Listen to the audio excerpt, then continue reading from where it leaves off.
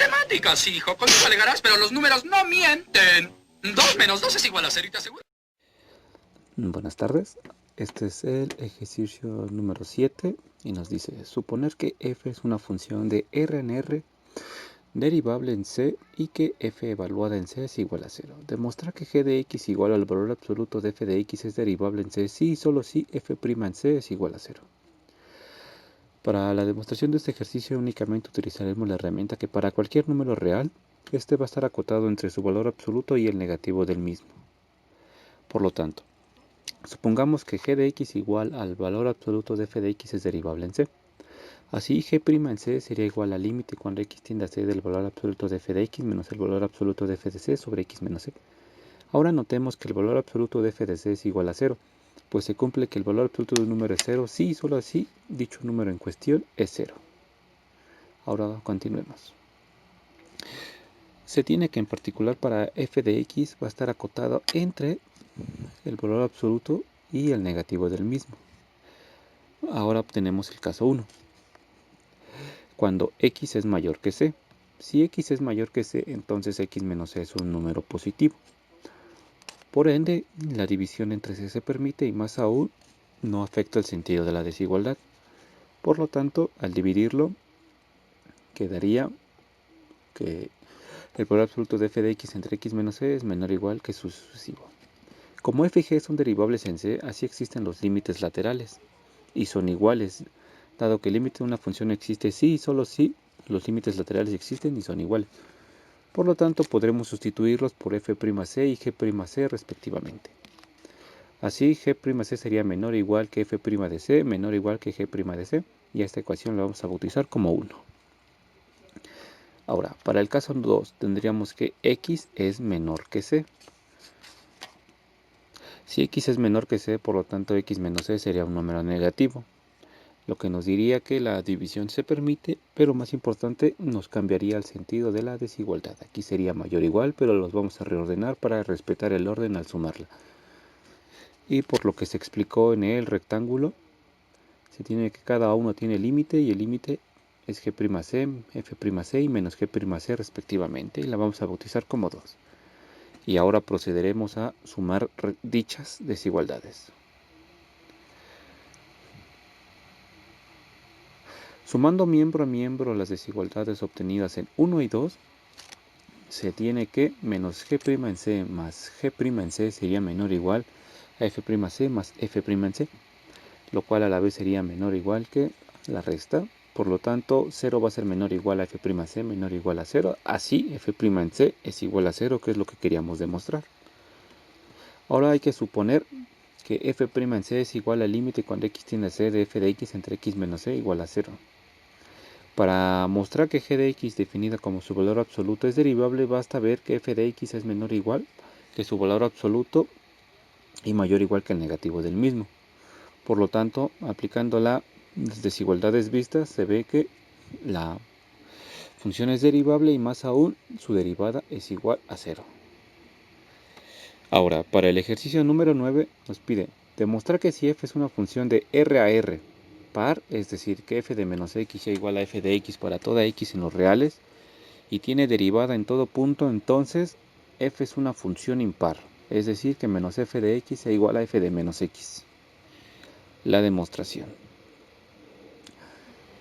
Para demostrar esto, únicamente utilizaremos el hecho de que la función sea par y lo más importante que tiene derivada en todo punto.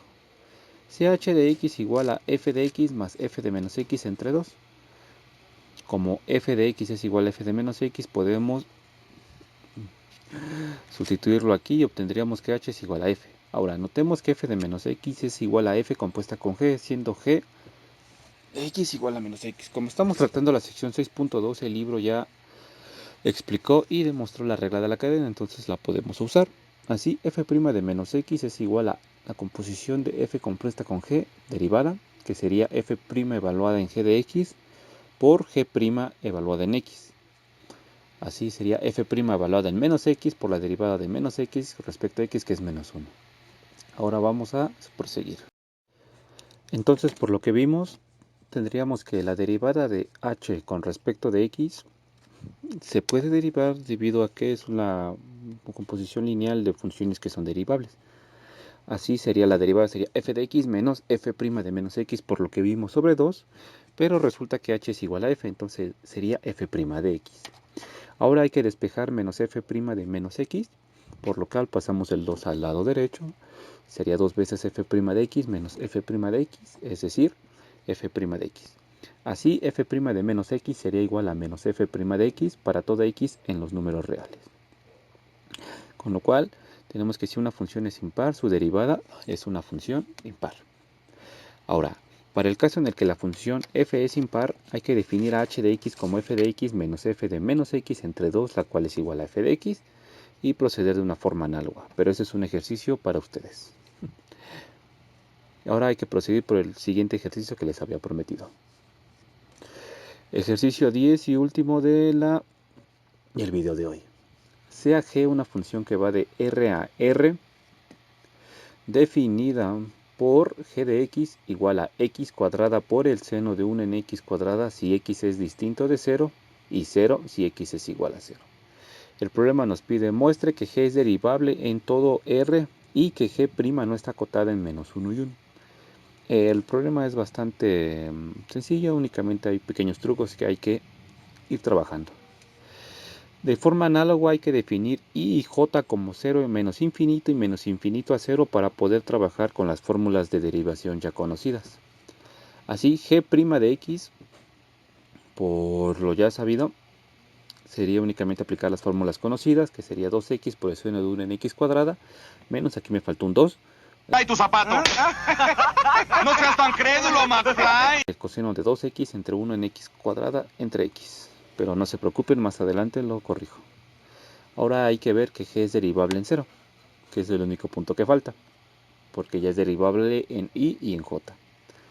Para demostrar que g es derivable en 0, basta con recurrir a la definición de límite, que es lo que haremos siempre que no estemos seguros de qué camino seguir.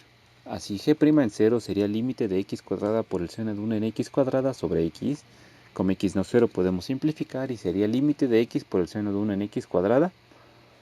Ahora hay que olvidarnos un poco del límite y únicamente enfocarnos en la función seno. Notemos que el seno está acotado entre menos 1 y 1, es decir que el valor absoluto del seno es menor o igual que en 1. Ahora, como x no es 0, el valor absoluto de x es un número estrictamente mayor que 0.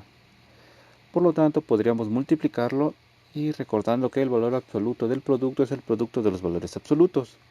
Así que el valor absoluto de x por el seno de 1 en x cuadrada va a estar acotado por el valor absoluto de x.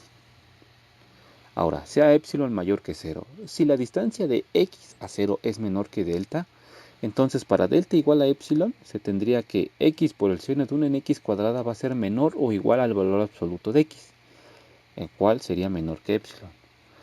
De esta manera hemos mostrado que dicho límite existe y más aún que dicho límite es igual a 0. Por lo tanto, la función es derivable en todo su dominio y ahora nomás nos falta encontrar que no está acotada en el intervalo menos 1 y 1, aunque en verdad sería que no está acotada en cualquier intervalo que contenga el 0. Ahora, reescribiendo un poco, g' de x sería igual a 2x por el seno de 1 en x cuadrada menos 2 por el coseno de 1 en x cuadrada sobre x si x es distinta de 0 y 0 si es 0. Aquí ya puse el 2 que me faltaba. Ahora, recordemos que el seno de 2nπ es igual a 0, ya que a mí me gustaría que ahí apareciera un 0, dado que simplificaría bastante la expresión. Y esto lo hago más que nada porque el Bartlett te da la solución, pero no te dice cómo llegó a ella. Entonces yo trato de que esto sea un poco más... Trato de adentrarlos a la manera en que pensé para llegar a dicha solución. Igual pueden decirme si para ustedes fue muy claro o hace falta que sea más claro en dicho término. Entonces aquí vemos que 2πn podría ser 1 en x cuadrada. Así yo defino la sucesión xn como 1 sobre la raíz de 2πn, que conforme n tiende a infinito, x tiende a 0, por lo tanto está dentro del intervalo menos 1,1. Así la derivada evaluada en dicha sucesión sería 2 sobre la raíz de 2πn por el seno de 2πn, la cual se va a 0 por lo que ya había dicho. Luego, menos 2 veces la raíz de 2πn por el coseno de 2πn. Pero recordando, el coseno de 2πn es 1 para todo n en los naturales. Así el resultado sería menos 2 por la raíz de 2πn. Bueno, aquí una disculpa, se ve que la n está fuera de la raíz, pero no, está dentro. Ahora vamos a mostrar rigurosamente que la derivada no está acotada. Entonces, g no está acotada en i si para todo número mayor que 0 existe un número xm en i tal que el valor absoluto evaluado ahí es mayor o igual que m. Entonces, sea m mayor que 0 y queremos encontrar un natural que satisfaga la condición. Entonces, el primer paso es sacar valores absolutos. Sacamos el valor absoluto a dicha expresión y procedemos a hacer un poquito de cálculo y hasta que despejemos n. Algo importante a recalcar aquí es que estamos tomando como n los naturales, es decir, desde 0 a infinito. Por lo que sin importar el valor de m, siempre va a haber un número natural que sobrepase a dicha expresión. Por lo tanto, g no estaría acotada en el intervalo menos 1 a 1. Si les pareció grata esta explicación, pueden dejármelo en la caja de los comentarios o decirme alguna sugerencia o duda que haya surgido. Muchas gracias por ver el video y suscríbanse. Compártanlo con quien quieran que es de su ayuda. Muchas gracias y hasta luego. Matemáticas, hijo. Con eso alegarás, pero los números no mienten. 2 menos 2 es igual a 0 y te aseguro.